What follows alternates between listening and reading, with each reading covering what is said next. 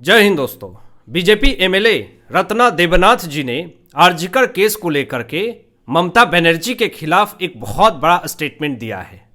रत्ना देवनाथ जी ने आरोप लगाया है कि मेरी बेटी यानी ट्रेनी डॉक्टर के साथ आरजीकर केस में जिस तरीके से दुष्कर्म होता है, सारे अपराधियों का मुखिया मेन लीडर सरगना ममता बनर्जी हैं। ममता बनर्जी को गिरफ्तार करके जब जेल में डाला जाएगा तभी जाकर के जो मेन कल्प्रिट है वहां तक प्रशासन पहुंच पाएगी। बीजेपी एमएलए रत्ना देवनाथ जी ने जो आरोप लगाए हैं ममता बनर्जी के ऊपर कि जो आरजीकर केस में जो ट्रेनी महिला के साथ गलत दुष्कर्म होता है, सारा दोष ममता बनर्जी को ऊपर लगाया बीजेपी एमएलए रत्ना देवनाथ जी ने। इस मामले में आरजीकर केस मामले में बहुत बड़ी कार्रवाई सुवेंदु सरकार ने करी है, बहुत बड़ा एक्शन लिया है। बीजेपी सरकार बनने से पहले ही सुवेंदु अधिकारी जी ने कहा था कि सबसे पहले आरजीकर केस में और संदेश खाली में जो भी हुए हैं, महिलाओं के साथ गलत हुए हैं, उसकी फाइल खुलेगी और तुरंत एक्शन होगा। जमीनी स्तर पर दिख रहा है क्या एक्शन हो रहे हैं और बड़ा एक्शन लिया गया है जो मैं आपको बताऊंगा। आगे ये भी बताऊंगा कि एक टीएमसी के बड़े दिग्गज नेता की गिरफ्तारी भी हुई है, किस मामले में वो भी आपको बताएंगे। लेकिन यहां पे आरजीकर केस में जो पीड़िता हैं रत्ना देवनाथ जी साफ तौर पे कह रही हैं, पश्चिम बंगाल के पूर्व मुख्यमंत्री के ऊपर आरोप लगा रही हैं कि जो आरजीकर केस में मेरी बेटी के साथ हुआ है इसके गुनहगार ममता बनर्जी हैं। सबसे पहले इनको गिरफ्तार कीजिए, फिर जेल में डालिए और सख्ती से इनसे पूछताछ कीजिए। जो आरोपी है वो सारा सच सामने आ जाएगा।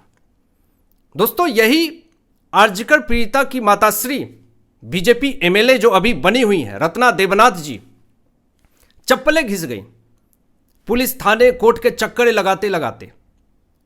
बस एक मांग थी कि मुझे इंसाफ मिलना चाहिए, मेरी बेटी के साथ गलत हुआ। लेकिन सिस्टम इतना खिलाफ हो चुका था कि कुछ भी सही तरीके से काम नहीं हुआ। तो एक फैसला लिया उस महिला ने जिसकी बेटी को खो दिया, जिसको इंसाफ नहीं मिले, उस महिला ने बस यही सोचा कि किसी तरीके से मुझे विधायक बनना है। और रत्ना देवनाथ जी विधायक बनी और सिर्फ इसलिए विधायक बनी ताकि आरजीकर केस में जो मेरी बेटी के साथ गलत हुआ है उस मामले में इंसाफ मिले। और शुरुआत हो चुकी है। बीजेपी विधायक रत्ना देवनाथ जी का स्टेटमेंट क्या है जरा देखिए। वो कह रही हैं कि यहां कई अपराधी हैं और उन सभी की सरगना ममता बनर्जी हैं। अगर उन्हें पकड़ के जेल में डाल दिया जाए तो बाकी सभी अपराधियों के नाम भी सामने आ जाएंगे। ये बहुत बड़ी मांग रत्ना देवनाथ जी की तरफ से की जा रही है और मांग की गई। उसके बाद सुवेंदु सरकार जी ने तो पूरी तरीके से जो एक्शन लिए हैं वो भी जानने लायक है, जो मैं आपको आगे बताऊंगा। और एक बड़ी बात रत्ना देवनाथ जी ने आगे ये कहा कि जिन लोगों ने उस रात मेरी बेटी के साथ खाना खाया था उनकी अभी तक कोई जांच नहीं हुई है। आखिर क्या उस रात जिन लोगों ने साथ में खाना खाया क्या उसी में कुछ मिला दिया गया था ताकि बेहोशी के हालत में कुछ किया जा सके? पूरे जांच की लिपापोती हुई है, यह भी आरोप लगाया गया रत्ना देवनाथ जी की तरफ से। और आपको बता दें इस मामले में जो बड़ी कार्रवाई सामने हुई है दोस्तों, इससे हड़कंप मचा हुआ है। आरजीकर केस में जो अपराधी हैं खौफ का आलम है। सुवेंदु सरकार ने सबसे पहले आरजीकर केस में 3 आईपीएस अधिकारी को सस्पेंड कर दिया है, यह बड़ी खबर सामने आ रही है। और उसी आरजीकर केस में जो पहला आईपीएस अधिकारी है वो पूर्व कमिश्नर और 2 डीसीपी को तुरंत सस्पेंड कर दिया सुवेंदु सरकार ने। आरोप लगा है कि जो पीड़िता थी यानी रत्ना देवनाथ जी के ऊपर दबाव बनाने की कोशिश करी गई। यह भी आरोप लगा है कि रत्ना देवनाथ जी को पैसे देकर के चुप कराने की भी कोशिश की जा रही थी। यह भी खुलासा हुआ है। आपको बता दें कि यहां पे केस में लापरवाही बरतने का भी आरोप लगा हुआ है। ये जो तीनों आईपीएस अधिकारी हैं जिनको सस्पेंड कर दिया गया है, जरा फुटेज देखिए। यही फोटो है तीनों आईपीएस अधिकारी की, जिसमें एक महिला खुद हैं, लेकिन ताज्जुब इस बात का है कि महिला की समस्याएं नहीं समझ पा रही थी। और जो ये शुभेंदु सरकार ने तीनों आईपीएस अधिकारी को सस्पेंड किया है, उसमें पहला नाम विनीत गोयल, दूसरा नाम इंदिरा मुखर्जी और तीसरा नाम अभिषेक गुप्ता। इन तीनों आईपीएस अधिकारी को सस्पेंड कर दिया गया। ये बड़ी खबर सामने आई दोस्तों आरजीकर केस मामले में। और रत्ना देबनाथ जी सीधा ये मांग कर रही हैं कि जो आरोपी है उसको सख्त से सख्त सजा मिले, उसको जेल के सलाखों के पीछे भेजा जाए। और अगर सही में अपराधियों तक पहुंचना है तो सबसे पहले ममता बनर्जी जो अपराधियों की मुखिया हैं, सरगना हैं, सबसे पहले इनको गिरफ्तार करके इनसे पूछताछ की जाए, क्योंकि आरजीकर केस मामले में ये बढ़ चढ़ करके बहुत हिस्सा ली थी, बहुत आगे थी। तो बीजेपी एमएलए के तौर पे रत्ना देबनाथ जी अपनी बेटी के लिए इंसाफ की गुहार लगा रही हैं, लेकिन एक पद पे बैठ करके ऐसे ही हवा में कुछ भी आरोप नहीं लगा रही हैं। अभी इसी मामले में देखिए कि जैसे ही पश्चिम बंगाल में टीएमसी की सरकार उखड़ के फेंकाई है, हर रोज ताबड़तोड़ एक्शन हो रहे हैं और टीएमसी के नेताओं के ऊपर सख्त से सख्त कार्रवाई हो रही है, जिन्होंने भी पश्चिम बंगाल विधानसभा चुनाव के दौरान वोटर्स को धमकी दिया, मारपीट की, लोगों को डराया धमकाया। अब उसके ऊपर सख्त से सख्त कार्रवाई हो रही है।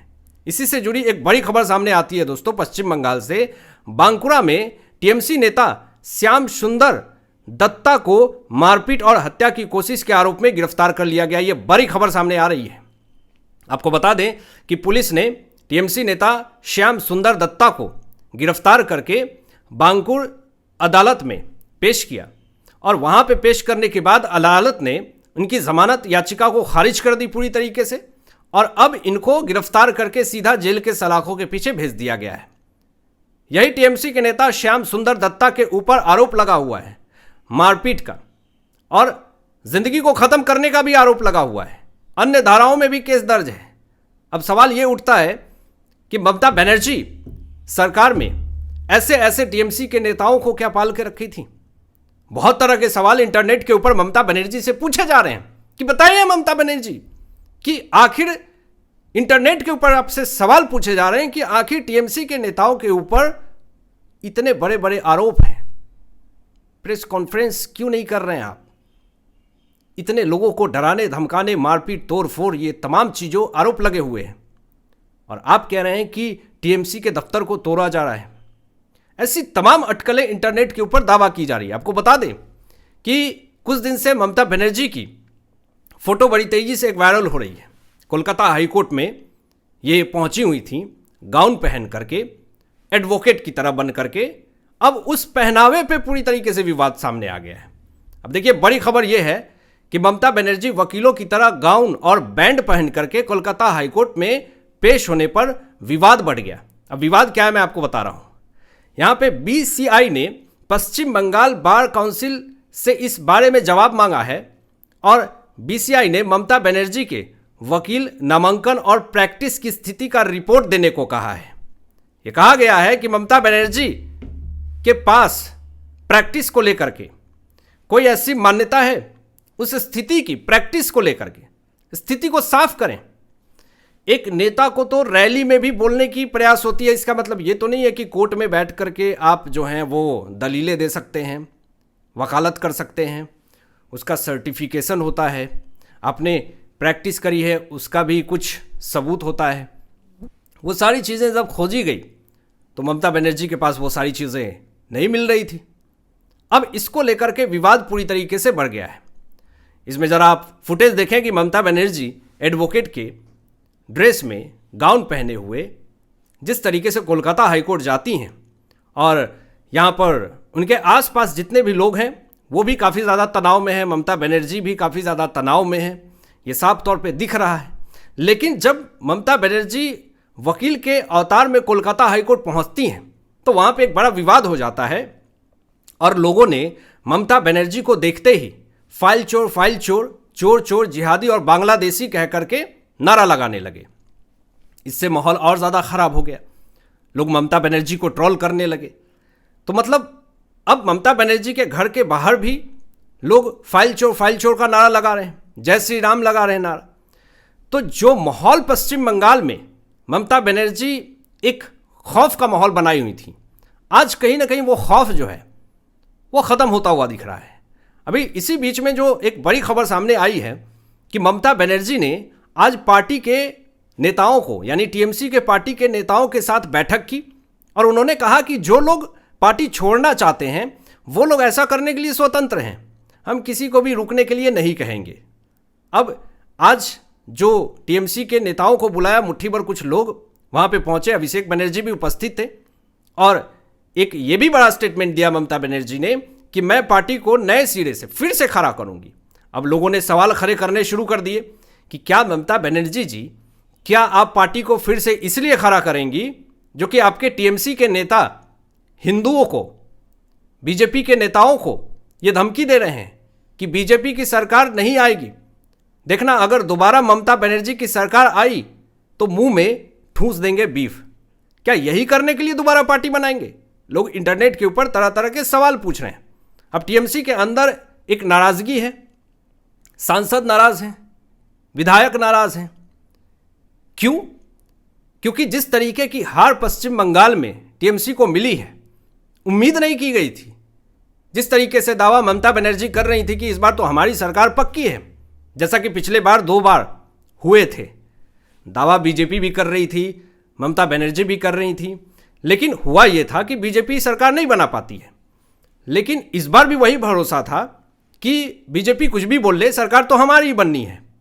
अब टीएमसी के जितने भी नेता हैं, पार्टी के कार्यकर्ता हैं, सांसद हैं, विधायक हैं, सब लोगों ने यही सोचा कि इस बार हमारी ही सरकार बननी है।